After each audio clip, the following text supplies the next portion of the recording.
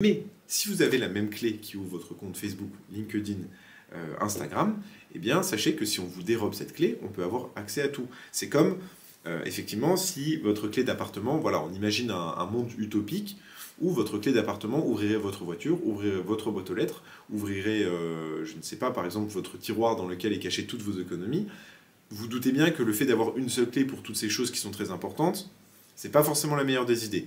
Alors, pour les réseaux sociaux, c'est exactement la même chose. N'utilisez pas la même clé partout. Ou alors, vous pouvez, une solution qui est notamment recommandée par Micode, qui est assez influent dans ce domaine, c'est d'avoir un gestionnaire de mots de passe. Je parlais tout à l'heure de Google, mais vous pouvez très bien utiliser notamment Dashlane, qui est payant. Donc vous avez un mot de passe qui va être très sécurisé pour accéder à votre compte Dashlane. Là, on va parler de mots de passe à 48 caractères que vous allez simplement noter par exemple sur un bout de papier. 48, ça fait peut-être un peu beaucoup, mais en tout cas très très compliqué, avec des minuscules, des majuscules, des caractères spéciaux, des dollars, et ainsi de suite, et des chiffres évidemment. Et comme ça, vous allez pouvoir stocker tous vos mots de passe à l'intérieur. Mais n'utilisez pas le même mot de passe partout. Je sais que le coordonné est souvent le plus mal chaussé. J'ai évidemment le même mot de passe partout.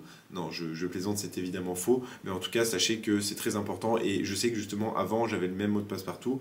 Et j'ai pris justement conscience que c'était assez dangereux. Une fois où un ami m'a dit...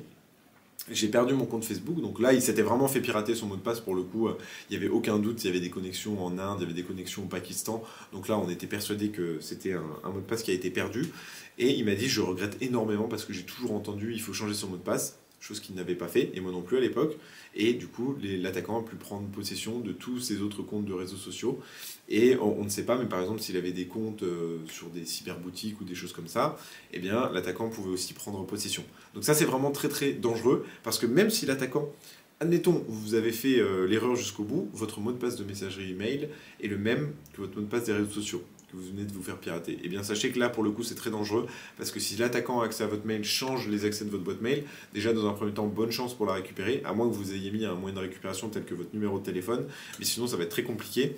Donc là, voilà, cette image des clés, c'était vraiment pour vous marquer et vous dire, n'utilisez pas la même clé, donc le même mot de passe partout. Voilà, et bien justement, créez des mots de passe forts et sécurisés.